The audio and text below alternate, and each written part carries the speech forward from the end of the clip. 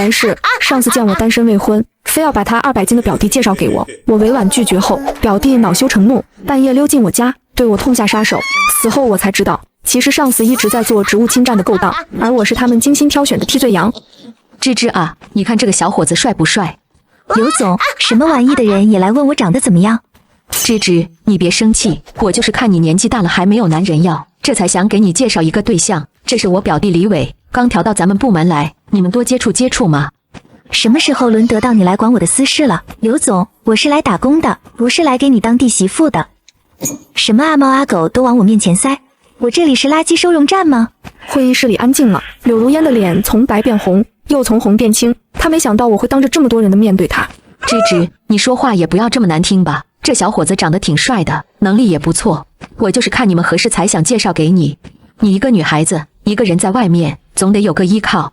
你觉得合适你就自己留着享用，少来我面前恶心我。你是部门总监，做好你分内的工作。我嫁不嫁人，结不结婚，跟你没有半毛钱关系。刘总，你要是再这样，我就去找 CEO 谈谈，看看公司允不允许上司骚扰下属。骚扰2字一出口，柳如烟的脸色彻底变了。她没想到我会用这么重的词。芝芝啊，你别往上报，我就是开个玩笑。晚上我请你吃个饭吧，算是赔罪。我知道附近新开了一家日料，特别好吃。不用了，我晚上有事。那明天中午我请你吃工作餐，不耽误你时间。刘总，我说了不用。好，那改天。芝芝，你晚上一个人回家注意安全啊！现在外面不太平，你这么漂亮，万一遇到坏人……他这句话听起来是关心，实则是在确认我晚上是否一个人，是在为李伟的跟踪做情报收集。知道了。下班后，我在电梯里遇到了一个人，是李伟。他还没正式入职，但已经拿到了门禁卡。他站在我前面，假装刚看到我，露出惊讶的表情。哎呀，乔经理，原来你也在啊！我还说呢，怎么这么巧？你认错人了。不会吧，我姐给我看过你的照片，乔芝芝姐，我不会认错的。我再说一遍，我不是你的芝芝姐，你也不用来套近乎，我和你姐只是工作关系，和你没有任何关系。乔经理，你别这么大火气嘛，我就是想跟你认识认识。我姐说你能力特别强，让我多跟你学习。学习？你还没入职就混进公司大楼了？你有访客登记吗？我姐带我进来的，她说让我先熟悉一下环境。那让你姐教你，别来烦我。电梯到了1楼，我立刻走了出去，没有直接回家，而是开车去了物业。乔小姐，这么晚了，有什么事吗？我要换密码，我家的智能门锁密码全部重置。可以是可以，不过您之前那个密码用了好几年了，怎么突然要换？不放心，还有，从今天开始，任何人要进入我家所在楼层，都必须经过我本人视频确认。乔小姐，这个我们物业有规定，在紧急情况下。什么紧急情况？火灾还是漏水？就算是火灾漏水，你们也得先给我打电话，我手机24小时开机。你们要是敢在我没同意的情况下进我家门，我就报警。好，都按您说的办。我盯着他的眼睛看了几秒钟，他在敷衍我。前世他就是用这种敷衍的态度，拿了柳如烟的钱，把我的备用钥匙给了他。这一世我不会再给他这个机会。周经理，我再说一遍，我的家没有我的允许，任何人都不能进，包括你。如果你做不到，我明天就去找你们总公司投诉。我每年交5万的物业费，不是为了养一群不守规矩的人。乔小姐您放心，我一定照办，从物业出来，我又去了附近的电子产品商店，买了一套智能安防系统，2个室内摄像头，1个智能猫眼，3个门窗传感器，还有1个高分贝报警器。回到家，我花了1个小时把所有设备安装好，摄像头对准客厅和阳台，智能猫眼连上手机 APP， 门窗传感器贴在每一扇窗户上。我在手机上测试了一下，如果有人开门，我的手机会立刻收到警报，同时智能猫眼会自动录像。做完了这一切，我坐在沙发上，长长的呼出一口气。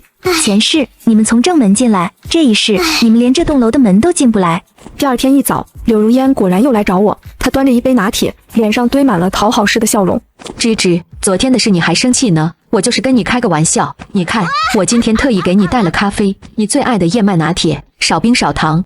刘总，我没生气，但有些话我得说清楚。第一，我不相亲；第二，我不搞办公室恋情；第三，如果你表弟真的进了我们部门，请让他离我远一点，否则我会以骚扰为由向公司投诉。芝芝，你这话说的，他又不是什么坏人，就是个普普通通的小伙子，想多认识几个朋友。我没说他是坏人，我说的是，我不希望任何人以任何形式干涉我的私生活，包括你，刘总，你是我的上司，不是我的媒人。好，我知道了，那我先回去了，你忙。他转身离开。我知道他不会善罢甘休。3天后，李伟正式入职我们部门。大家注意一下，这是新来的同事李伟，以后负责智慧园区项目的部分模块。李伟能力很强，大家多关照。李伟，你坐那个工位。他指的方向就在我旁边，那个工位空了3个月，一直没有人做。现在我才明白，原来是在给李伟留着。刘总，我旁边那个工位有人了。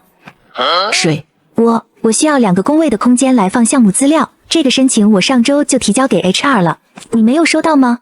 柳如烟的脸色沉了一下，她当然没有收到，因为我根本没有提交，只是在今天早上跟 HR 提了一嘴。那李伟，你坐那边靠窗的位置吧。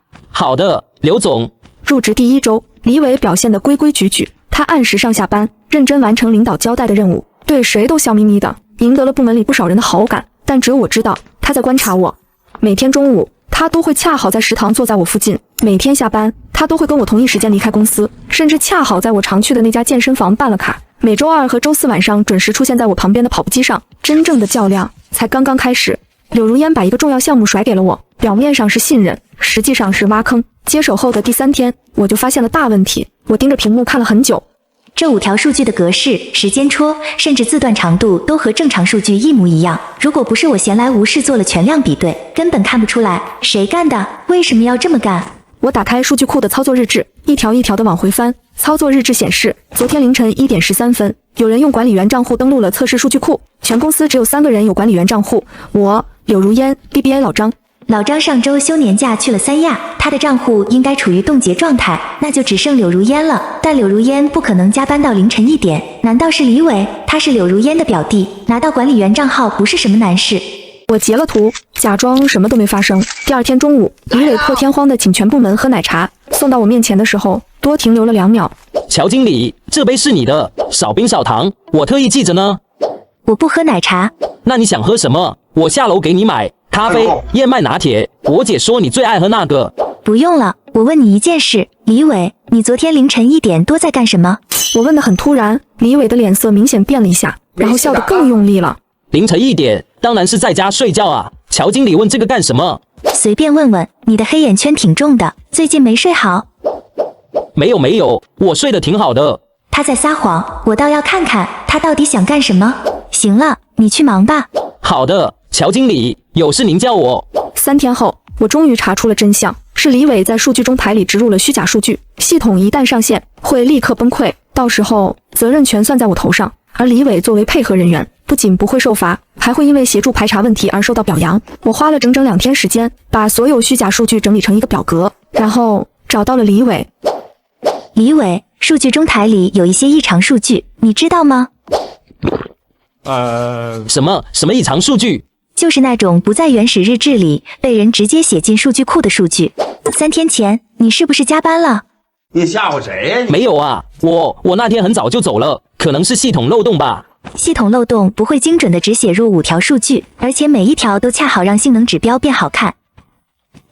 这是人为的。乔经理，你不会是在怀疑我吧？我才入职几天，哪有那个权限？我只是提醒你，这个模块出了问题，我会在明天的项目评审会上公开说明，到时候所有人的操作日志都会被调出来，谁在什么时候做了什么，一清二楚。说完我就走了，走出3步后，身后传来急促的键盘声，他在删东西。我早就把他的操作日志备份到自己的云盘里了，他删掉的只是他自己电脑上的记录。那天晚上，我躺在床上准备睡觉时，收到了一条短信，是柳如烟发的，语气温柔的可怕。芝芝，听说数据中台那边出了点问题，你别太担心，新模块有漏洞很正常，要不明天评审会之前，我们先私下碰一下，我帮你看看。他不是在帮我，而是探口风，想知道我到底掌握了多少。不用了，刘总，我已经整理好了，明天会上我会把问题一个一个列出来。芝芝，有些事情不要做得太绝，大家都是同事。刘总，我只对事不对人。这一次对面没有再回复。第2天，项目评审会，大会议室坐满了人。我打开了 PPT， 第1页是数据中台的性能测试报告，看起来一切正常。第2页，我列出了那5条虚假数据的详细信息。CTO 皱起了眉头。这些数据是谁注入的？从操作日志来看，是管理员账号注入时间是7月24日凌晨1点13分，注入 IP 是公司内网 IP， 对应李伟的工位。李伟，哪来的权限账号？所有人的目光都转向了坐在角落里的李伟，他的脸白得像纸。不是的，是刘总。李伟，你在胡说什么？会议室里的气氛瞬间变了，柳如烟的脸涨得通红，李伟的身体在发抖。柳如烟，李伟为什么会有你的权限账号？技术上有紧急情况的时候，李伟需要访问所有子账号收集数据，我就把我的权限账号借给了他，这是公司的规定。我没有听说过这个规定。场面一度非常尴尬，最后是 CEO 开口打了圆场，说技术问题私下解决，先把评审会开完。会后，李伟被叫去谈话，他在 CTO 办公室里待了40分钟，出来的时候，他在我身边小声说了一句：“乔芝芝，你等着。”当天开始，李伟像换了一个人，他变得沉默阴沉，柳如烟倒是沉得住气，他照常主持会议，照常跟同事说笑。周一早上9点整，柳如烟准时走进会议室，投影幕上打出了本周的工作安排。各位，周一早会，先说一下本周的重点工作。智慧园区项目进入了关键阶段 ，CEO 很重视这个项目，要求我们必须在月底之前完成一期交付。芝芝，你是技术副负责人，这个项目的技术方案你来牵头。本周5之前，我要看到完整的技术评审文档。这个项目的技术方案上个月已经评审通过了，刘总，你是让我重新做一份？上个月那份不行，客户那边换了对接人，新来的技术总监提出了很多修改意见，我上周5收到的邮件还没来得及转发给大家。小王，你把邮件打印出来，每人发一份。小王把邮件打印出来，一张一张的分发。我接过来一看，邮件里列出了17条修改意见，每一条都涉及核心模块的调整。发件时间是上周5下午6点，正好是我离开公司之后。我在心里快速算了一下，从周一到周五5天时间要完成17个模块的方案重构，这根本不可能。刘总，这17条修改意见涉及数据中台、业务中台、前端交互3个大模块，按照正常的工作量，至少需要3周，5天时间不可能完成。芝芝，我知道你有能力，公司里谁不知道？乔芝芝是技术大牛，客户点名要你来做这个方案，说你做的他们才放心，你总不能让公司失望吧？刘总，这不是能力问题，是时间问题。一个人再有能力，一天也只有24个小时，5个工作日，我不睡觉也做不完。那你可以加班嘛，年轻人多干一点，对以后有好处。再说了，李伟会帮你的，他虽然不是技术出身，但可以打打下手。乔经理，你放心，我会全力配合你的，你说什么我就做什么，绝对不给你添乱。配合，他巴不得我出错，所谓的帮忙，不过是在我身边安插一个眼线，随时准备在我背后捅刀子。刘总，这个项目从一开始就是我一个人在做技术方案，李伟没有参与过前期的任何工作，他连项目的基本架构都不了解，让他来配合我，我需要花时间从头教他，反而拖慢进度。那你的意思是，李伟帮不上忙？我的意思是，与其让他来配合我，不如让他去做其他模块的工作。智慧园区项目不只是技术方案，还有测试、文档、运维配置，这些工作不需要太多技术背景，他完全可以独立完成。测试和文档的工作已经安排给小王了，芝芝，你就别推了，这个项目你牵头，李伟配合你，就这么定了。散会。他合上笔记本电脑，头也不回地走出了会议室，其他人陆续离开，只剩下我和李伟还坐着。李伟靠在椅背上，翘着2郎腿，一副看戏的表情。乔经理，你看，刘总监非要我帮你，我也没办法。要不你把最难的部分给我，我虽然不太懂，但我可以学嘛。不用了，你帮我把项目的合同文档整理一下就行，按时间顺序排好，标出每一笔付款的对应条款。行，没问题。什么时候要？今天下班之前。下班之前。乔经理，那么多合同，我一个人哪整理得完？你不是说要配合我吗？整理合同文档是最基础的工作，如果你连这个都做不了，那我去找刘总说，你不需要配合我了。行，我做。整个下午，我坐在工位上，对着那17条修改意见一条一条的过。如果合理排期，2周内可以完成，但柳如烟只给了5天，她不是在逼我，她是在给我设一个必输的局。5天之后交不出方案，她就可以名正言顺地说我能力不行，借机把我踢出项目。如果交出来了，方案也一定是仓促拼凑的，漏洞百出，到时候出了问题，责任还是我的。我拿起手机，翻到通讯录里一个很久没有联系的名字，方远，他是这次公司客户的新技术总监，业内小有名气。2年前的一次行业会议上，我跟他同台做过一次技术分享。我犹豫了一下，还是发了条消息过去。方老师你好，我是乔芝芝，冒昧打扰，想请教一下智慧园区项目的技术方案修改意见，有些地方想跟您确认一下具体的需求背景，不知道您方不方便？乔老师，好久不见，我正想找你。这个项目我接手之后，又看了之前的方案，整体架构没问题，但有几个细节需要对齐。你有空的话，明天上午我去你公司找你。明天上午10点，可以吗？可以，到时候见。放下手机，我靠在椅背上，心里稍微安定了一些。直接跟客户的技术负责人沟通，绕过柳如烟这个中间人，这是我唯一的机会。我必须在柳如烟发现之前，把最关键的信息拿到手。周二上午10点，方圆准时出现在公司，我将他带到会议室。然而，我刚打开投影，门就被推开了。柳如烟走了进来，脸上挂着职业笑容。哎呀，这位就是方总吧？久仰久仰，我是柳如烟，智慧园区项目的负责人。芝芝，你怎么不提前跟我说一声方总要来，我好准备一下。你看，让方总坐在这种小会议室里，多不合适。走走走，方总，咱们去大会议室，我让人给你泡茶。刘总，方老师时间有限，我们先把方案过一遍。大会议室那边的投影还没调试好，这边更方便。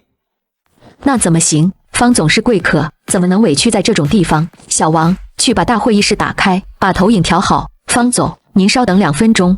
刘总，不用麻烦了，我觉得这里挺好的，咱们还是先过方案吧。方总真是随和，那行，就依方总的。芝芝，你开始吧。他在我旁边坐下，打开笔记本电脑，一副要全程旁听的架势。我深吸一口气，翻开方案文档，一页一页的讲。方远听得很认真，时不时在本子上记几笔。讲到第3条修改意见的时候，他抬手打断了我。乔老师，第3条你理解的有点偏差，我要改的不是数据同步的频率，而是同步的触发机制。你帮我设计一个按需触发的机制，不同类型的走不同的通道。明白，我需要调整一下表结构。调整幅度大吗？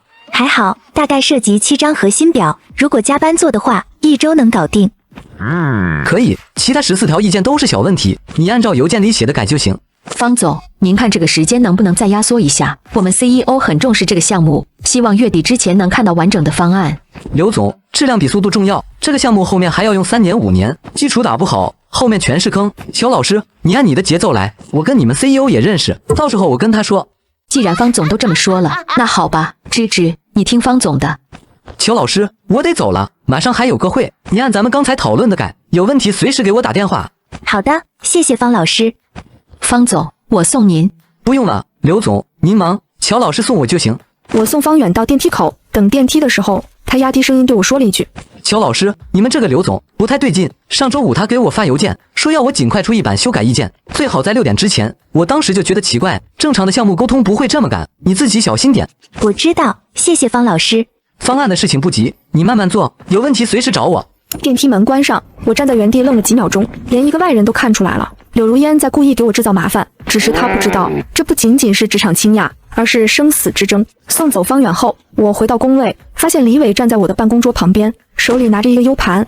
乔经理，合同文档整理好了，要不要检查一下？放桌上吧，我等会儿看。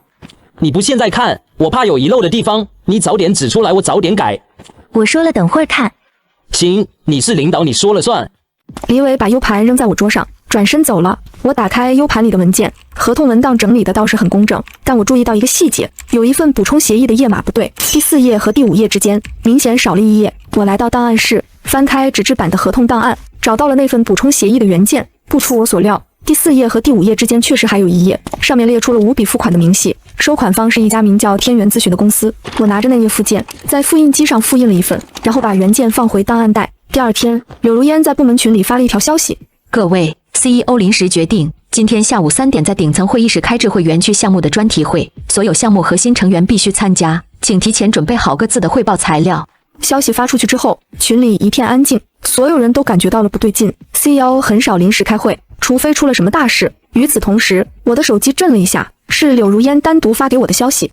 芝芝，你那个技术方案改得怎么样了？方远那边有没有什么新要求？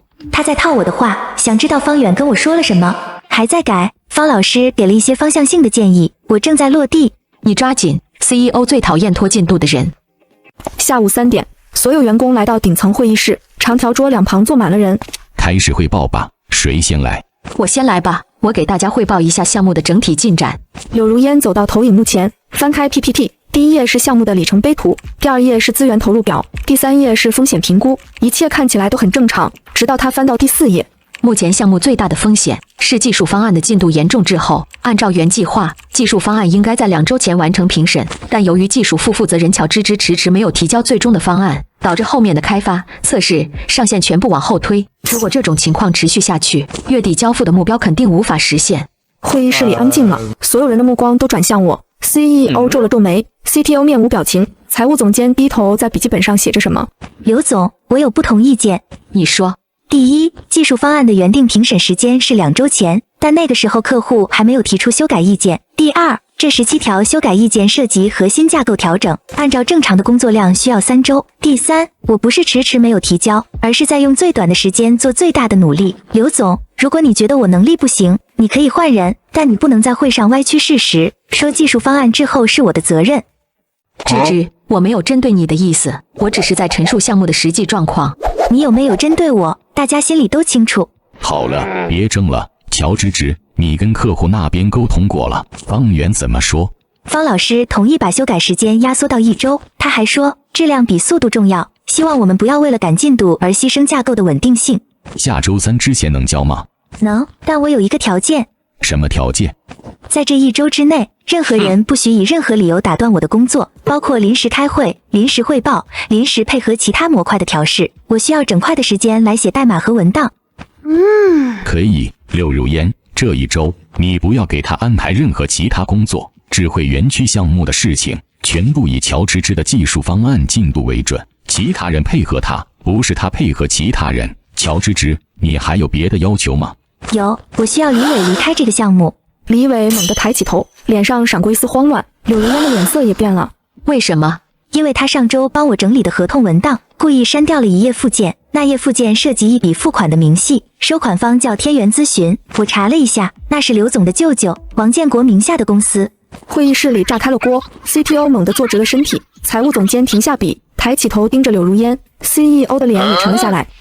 乔芝芝，你胡说什么？什么王建国？什么舅舅？我根本不认识这个人。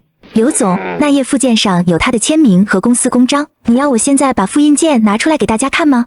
你血口喷人！我没有血口喷人，我只是在陈述事实。不止我的手里有复印件，原文件也还在合同档案里，随时可以调取。我从文件夹里抽出一张纸，推到会议桌中间，所有人的目光都落在那张纸上。刘如烟，这是怎么回事？我不知道，这份合同是李伟经手的，他可能弄错了。我没有，是你让我把那页删掉的。你说那页不能让别人看到。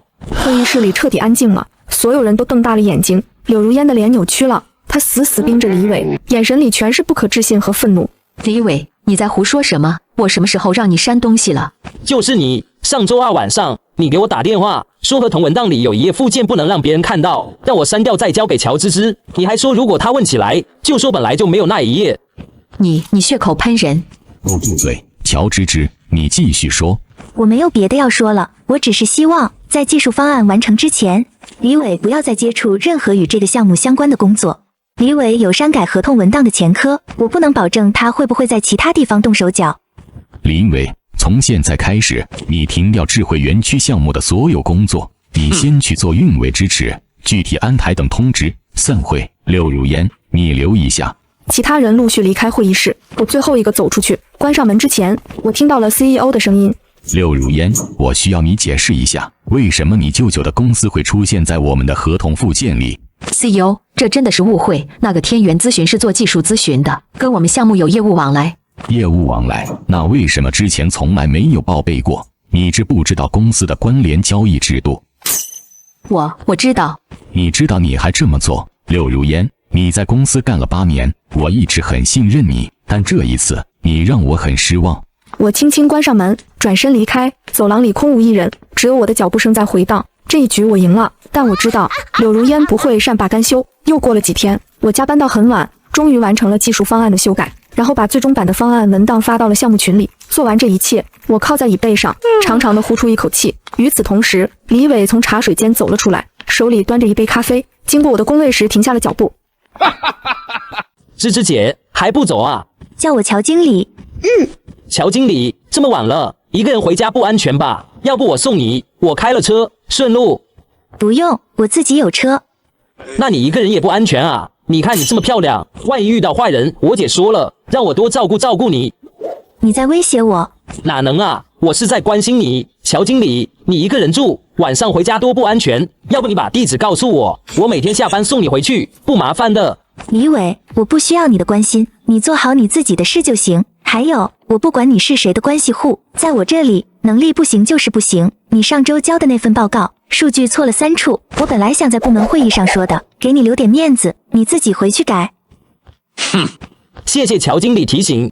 他转身走了，把咖啡杯重重地摔进了垃圾桶。当天晚上，我回到家，检查了门口的脚垫和门锁，一切正常，但我没有掉以轻心。我打开手机上的监控 APP， 把客厅和阳台的摄像头画面调了出来，一切安静。在李伟入职后的第3周，柳如烟组织了一次部门团建，地点选在京郊的一个拓展基地。他在邮件里写的冠冕堂皇，增强团队凝聚力，缓解工作压力。但我知道，他其实另有目的。前世他也组织过一次类似的团建，那次团建中，李伟不小心把我从攀岩墙上推了下去，我摔断了胳膊，在家休养了2周。那2周里，柳如烟以探望为名，多次出入我家，把我家的布局、门锁类型、邻居作息摸得一清二楚。这一世，我不会再给他这个机会。团建前一天，我给大学同学晨晨打了个电话。晨晨，明天公司团建，你能不能陪我一起去？以我朋友的身份，我请客。怎么了？团建是我上司组织的，在京郊一个拓展基地，我感觉不太安全，想要找个人跟着。行，我明天正好没事，你把地址发给我，我自己开车过去，不跟他们一起走。好，还有，帮我带个东西，一个便携式的运动相机，能别在衣服上的那种。你要拍证据？对，懂了，明天见。第二天一早，公司大巴载着我们20多号人，浩浩荡荡地开往京郊。柳如烟坐在第1排，一路上都在跟旁边的同事聊天，笑声不断。李伟坐在最后1排，我坐在中间。从后视镜里，我能看到他在低头看手机，偶尔抬头看我一眼。拓展基地在一个山谷里，四面环山。教练是个黑黑壮壮的男人。各位，今天第一个项目是攀岩，大家分成2组，每组选1个队长，安全第一，量力而行。柳如烟自告奋勇当了一组的队长，他把我分到了他那一组。攀岩墙高12米，他特地安排我和李伟同时攀爬，并在旁边笑着对大家说：“让我们的技术骨干和新同事比一比，给大家助助兴。”同事们鼓掌起哄，没人觉得有什么问题。我穿上安全装备，检查了3遍安全扣。晨晨站在围观人群里，朝我微微点头。他的外套领口上别着一个黑色的运动相机。李伟站在我旁边的赛道上，压低声音对我说：“乔经理，小心点啊，别摔着。”你也小心。我们同事开始攀爬，我的速度不快，但很稳。爬到大约8米的时候，我感觉到左边的赛道传来一阵震动，李伟的手从隔网的缝隙里伸了过来，猛地推了一下我左边的脚蹬，但我早就料到了，我向右一晃，整个人荡了出去。李伟的手扑了个空，整个人挂在半空中晃了2下，下面的同事发出一阵惊呼。我继续向上爬，一直爬到顶。敲响顶端的铃铛，李伟比我晚了30秒才到顶。到了午饭时间，柳如烟特意坐到了我旁边，她夹了一块红烧肉放到我碗里。芝芝，你今天攀岩太厉害了，我都不敢爬那么高。谢谢刘总夸奖。对了，上午的时候，李伟好像差点碰到你，他不是故意的，他就是手脚不协调，你别介意。我没介意。那就好，我就说嘛，芝芝最通情达理了。对了，你一个人住，平时家里会不会觉得冷清啊？要不要我周末过去陪你？我做饭很好吃的。不要。不用了，刘总，我周末有安排。什么安排啊？约会？私事。好好好，来，多吃点肉。团建结束后，大巴车回城，我坐在靠窗的位置，手机突然震了一下，是晨晨发来的消息。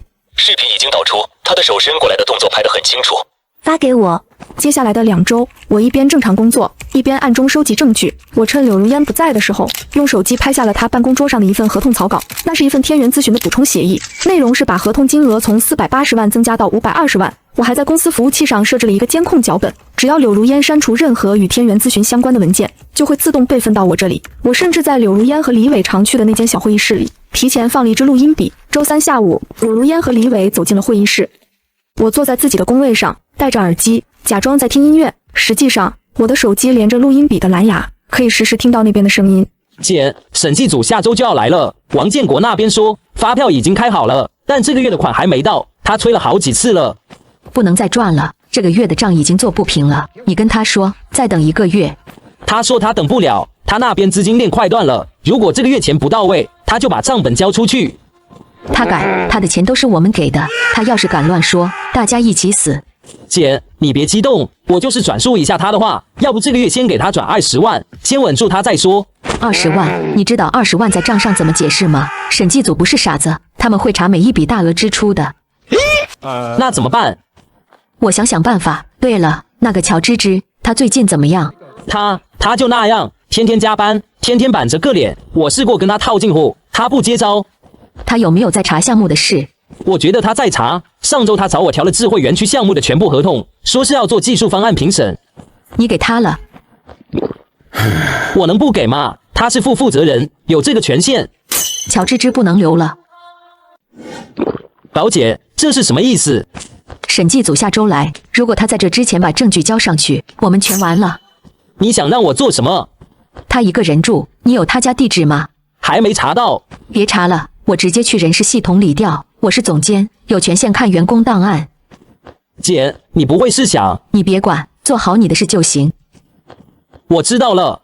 录音到这里就断了。我把录音文件备份了3份，一份在手机里，一份在云盘，一份在晨晨那里。这一世，我要让他成为他们的定罪证据。录音之后的第3天，柳如烟把我叫到了他的办公室。自从我拒绝相亲之后，这是他第一次单独找我谈话。芝芝，坐，喝什么？茶还是咖啡？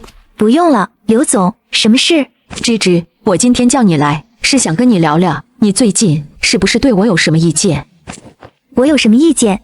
那上一次，你为什么在评审会上那样说李伟？他是我表弟，这件事你也知道，你当着全公司的面说他数据造假，你让我怎么想？刘总，我陈述的是事实，数据造假是技术问题，不是你表弟的身份问题。芝芝，你知道吗？其实我一直把你当自己人。你刚来公司的时候，是我手把手带你熟悉业务的；你加班的时候，是我给你点外卖的；你过生日的时候，是我给你买蛋糕的。我甚至想过，等我不做总监了，我推荐你接我的位置。刘总，这些我都记得。那你为什么要这样对我？你就不能给我留点面子吗？李伟他就是个孩子，他不懂事，你做姐姐的，让他不行吗？你们都打算要我命了，我还能让你们？刘总，李伟不是孩子，他22岁了，已经大学毕业，是一个成年人。他在工作中犯了错，就应该承担后果，这不是面子问题，是原则问题。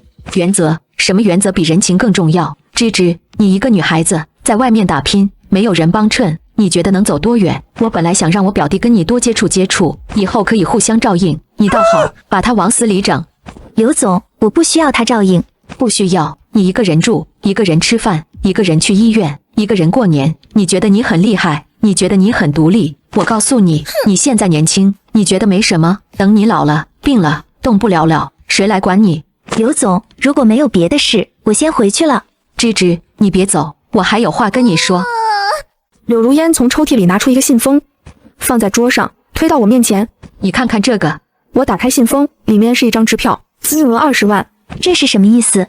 芝芝，我知道你在查天元咨询的事，我也知道你已经查到了什么。这20万是公司给你的特别奖金 ，CEO 让我转交给你的。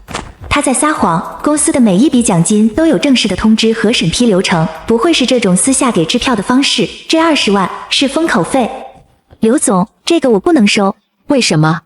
因为没有正式的审批文件。如果是公司的奖金，请走正规流程。乔芝芝，你不要敬酒不吃吃罚酒，有些事情你知道的太多，对你没有好处。刘总，你在威胁我？我没有威胁你，我是在提醒你，你是聪明人，应该知道什么该做，什么不该做。我知道。我没有拿那张支票，转身走出了他的办公室，关上了门。走廊里空无一人，我靠着墙，深吸了一口气。他的手终于从手套里伸出来了，接下来就是李伟了。审计组进场的前一天，我做了一个决定，我要刺激李伟，让他主动露出马脚。部门例会上，李伟做项目进度汇报，我开始故意挑刺。李伟，你这个项目预算是怎么算出来的？按照公司标准。公司标准是每人添2000块，你这里写的是5000块，你是觉得我们都不识字，还是觉得公司是慈善机构？那个，我回头再核对一下，可能是写错了。写错了？你入职1个月了，连基本的单价都搞不清楚，你到底是怎么通过试用期的？靠关系吗？会议室里安静了，所有人都看着李伟。柳如烟坐在主位上，脸色铁青，但一句话都没说。乔芝芝，你别太过分。我说的是事实，你不服气可以去 HR 那里投诉我，但我提醒你，公司有反歧视和反骚扰政策，你在这里大吼大叫，我可以告你职场威胁。好了，都是同事，有什么话好好说。李伟，你先坐下。刘总，我建议公司重新评估李伟的任职资格。一个连基本数据都算不对的人，在这个项目里只会拖后腿。我不知道他是怎么进来的，但我很确定他不配拿这份工资。乔芝芝，你等着！他转身冲出了会议室，门在他身后重重地关上。当天晚上，我收到了一条陌生号码发来的短信。乔芝芝，你会后悔的。你以为你是谁？等我弄死你，你就知道得罪我的下场了。我截图保存，然后把号码拉黑。第二天，我去派出所报了案。刘警官看了我的短信截图，又问了事情的经过。这个号码你认识吗？我怀疑是我同事李伟，但我不确定，因为他用的是临时卡。他之前有没有对你做过什么？他在公司威胁过我，就在昨天部门会议上。这属于口头威胁，没有实质性的行动，我们很难立案。我只能先给你做个笔录，备案。我知道，我就是来备案的。你一个人住？对。注意安全，门锁换好一点，晚上早点回家。如果再有威胁，随时来报案。好的，谢谢警官。接下来的一周，我每天都感觉到有人在跟踪我。下班后，我故意走不同的路线回家，有时候打车，有时候坐地铁，有时候自己开车。但不管我怎么走，总有一辆黑色轿车跟在我后面。我知道李伟开始动手了。当天晚上9点，我正在家里整理证据，手机突然收到一条推送，智能猫眼检测到有人在我家楼层徘徊。我打开 APP， 画面里是一个戴着帽子和口罩的男人，低着头在我家门口站了10几秒，然后转身走向电梯间。我一眼就认出了他，是李伟。终于来了，等你多时了。我再次检查了一遍家里的布置，阳台的窗帘拉得严严实实，客厅的灯只开了一盏，光线昏暗。我走到厨房，从抽屉里拿出一瓶强力防狼喷雾，外加一支电击棒。我把喷雾握在左手，电击棒揣在右边口袋里。走到门口，透过猫眼往外看，走廊里空荡荡的，没有人。但我没有放松警惕，我知道他不会就这么走了。前世他就是半夜来的，这一世也不会例外。果不其然，凌晨1点15分，智能猫眼再次报警。我点开画面，看到李伟站在我家门口，他已经摘掉了帽子和口罩，露出那张让我恨之入骨的脸。他从口袋里掏出一串钥匙，然后一把一把地试。柳如烟果然从物业那里拿到了备用钥匙，周经理嘴上答应的好好的，转头就把我卖了，这一世和前世一模一样。李伟是到第3把钥匙的时候，锁芯转动了，门缓缓推开，李伟侧身闪了进来。他一只手握着刀，另一只手把门轻轻带上，没有开灯，站在玄关处，眼睛在黑暗中适应了10几秒，然后他看到了我，我就坐在沙发上，手里拿着手机，屏幕的光照亮了我的脸。李伟愣住了。李伟，凌晨1点15分，你拿着一把刀，用偷来的钥匙打开我家的门，你知道这是什么性质吗？李伟的脸色变了，他显然没料到我会醒着，更没料到我会坐在客厅里等他。我站了起来。入室、持刀、深夜，3个加重情节，刑法第264条，10年起步。乔芝芝，你闭嘴！柳如烟让你来的，还是你自己来的？李伟，你现在放下刀，转身走出去，我可以当做什么都没发生。你再往前走一步，我就不客气了。不客气？你怎么不客气？我手里有刀，你跟我说不客气？他握着刀朝我逼近了一步，我左手一抬，防狼喷雾对准他的脸，一道浓烈的辣椒水雾直直地喷在了他的眼睛上。李伟惨叫一声，双手本能地捂向眼睛，刀从手里脱落，叮当一声掉在地上。我再次举起右手的电击棒，狠狠地捅向了他的腰侧。李伟的身体猛地一僵，然后像一袋水泥一样重重地摔倒在地板上，浑身抽搐，嘴里发出含混不清的哀嚎。我说过了，我不客气，你不信。李伟的眼睛通红，分不清是喷雾的刺激还是愤怒，他摇摇晃晃地站了起来。乔芝芝，你今天弄不死我，我早晚弄死你。那你就试试看。李伟伸手去拉门把手，踉跄着冲了出去，连滚带爬地跑向电梯间，身影消失在拐角处。我关上了门，然后坐回沙发上。我拿出手机，将摄像头拍下的视频复制2份，一份保存到云端，一份发给刘警官。刚才发生的一切，从李伟用钥匙开门，到他举起刀逼近我，再到他狼狈逃窜，全部被录了下来，画质清晰，声音完整。做完这一切，我靠在椅背上，盯着天花板看了几秒。周经理，收钱给钥匙，差点让我再死一次。这一世，我不会让你就这么糊弄过去。第二天一早，我没有先去公司，而是直接去了物业办公室。周经理刚上班，正端着茶杯看手机，看到我进门，脸上闪过一丝不易察觉的心虚。乔小姐，这么早，有什么事吗？周经理，上个月我跟你说过，我家的备用钥匙没有我的允许，谁也不能给。你当时怎么答应我的？我当然记得啊，我说一定照办。怎么，出什么事了？昨天晚上有人用备用钥匙打开了我家的门。周经理，你能告诉我这是怎么回事吗？不可能啊，乔小姐，钥匙都在我们保险柜里锁着呢，是不是你记错了？会不会是你自己忘了锁门？周经理，我家的智能门锁有开锁记录，凌晨1点15分，有人用机械钥匙从外部开锁。我家的机械钥匙只有2把，一把在我手里，一把在你们物业的手里。这，我回头查一下，可能是有人偷偷拿了。不用查了，我已经报警了，警察等会儿就到。报警，乔小姐，你别冲动，咱们有话好好说。好好说，我上个月怎么跟你说的？我说我的家没有我的允许，任何人都不能进，包括你。你当时怎么答应我的？你说一定照办，结果呢？你转头就把钥匙给了别人。我没有给，是刘女士说她是你亲戚，说你忘带钥匙了，让我借她用一下，就一下。我不知道她会。你不知道，你是物业经理，你不知道把业主的钥匙交给第三方的后果，还是说你拿了钱就当自己不知道？我没拿钱，乔小姐，我真的没拿钱，就是刘女士说她是你表姐，说你出差了让她帮忙喂猫，我就信了。周经理，小区每个单元门口都贴着物业规定，上面白纸黑字写着，业主钥匙不得转交任何非业主本人。你是经理，你会不知道？我告诉你，昨天晚上那个人拿着你给的钥匙进了我家，手里还拿着一把刀，这是入室杀人未遂。你作为钥匙的保管人，涉嫌共同犯罪，我已经报警了。这些话你跟警察说吧。话音刚落，门外响起了警笛声，刘警官带着2个民警走过来。周志远是吧？昨天晚上的详细经过，乔女士已经在电话里跟我们叙述了。你跟我们走一趟，配合调查。我就是一时糊涂。刘警官，昨天晚上那把钥匙就是他从保险柜里取出来，交给犯罪嫌疑人的。他可不是一时糊涂，他是收了柳如烟的钱。你们只要查一查他的流水就知道了。此话一出，周经理再也说不出什么辩驳的话，被2名年轻警察架上了警车。当天下午，物业公司的区域总经理亲自给我打了电话，语气恭敬的近乎卑微。乔小姐，非常抱歉给您造成了这么大的困扰。周志远严重违反公司规定，我们已经将他开除，永不录用。同时，公司愿意为您免除1年的物业费作为补偿。另外，我们会重新为您更换门锁、升级安防系统，费用全由公司承担。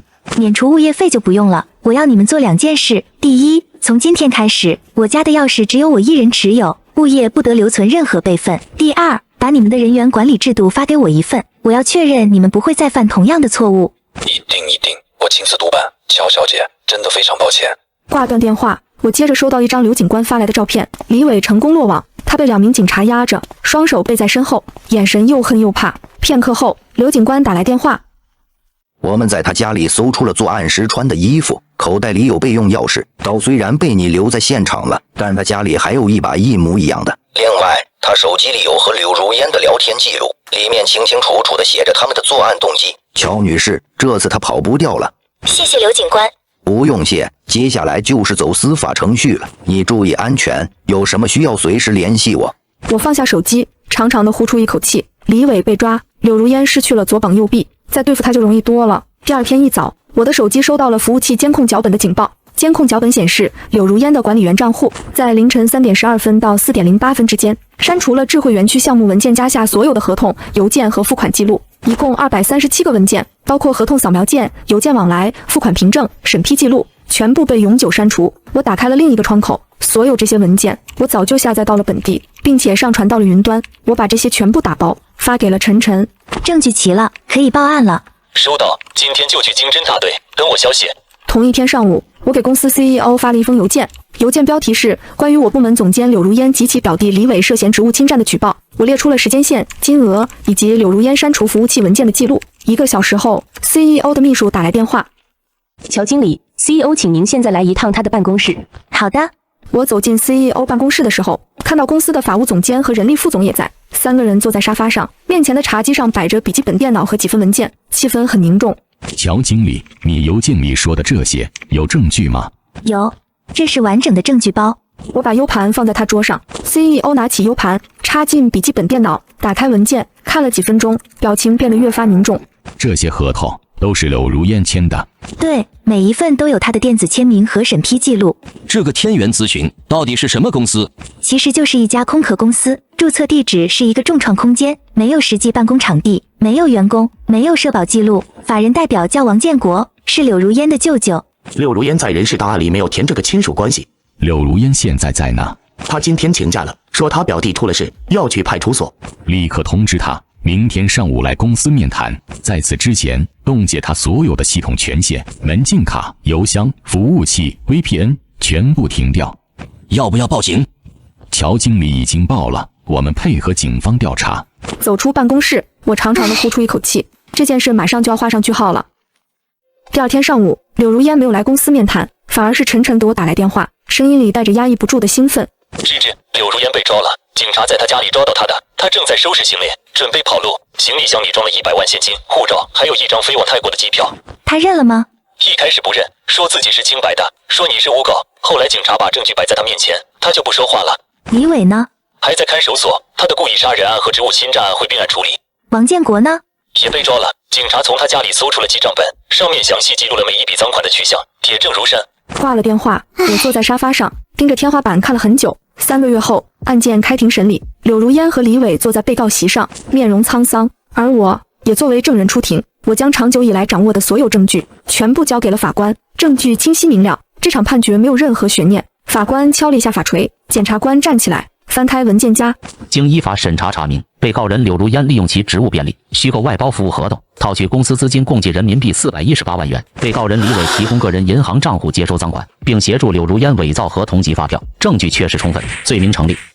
决如下：被告人柳如烟犯职务侵占罪，判处有期徒刑5年，处罚金20万元；被告人李伟犯职务侵占罪、故意杀人罪未遂，数罪并罚，判处有期徒刑14年，处罚金10万元，赃款418万元予以追缴，返还被害单位。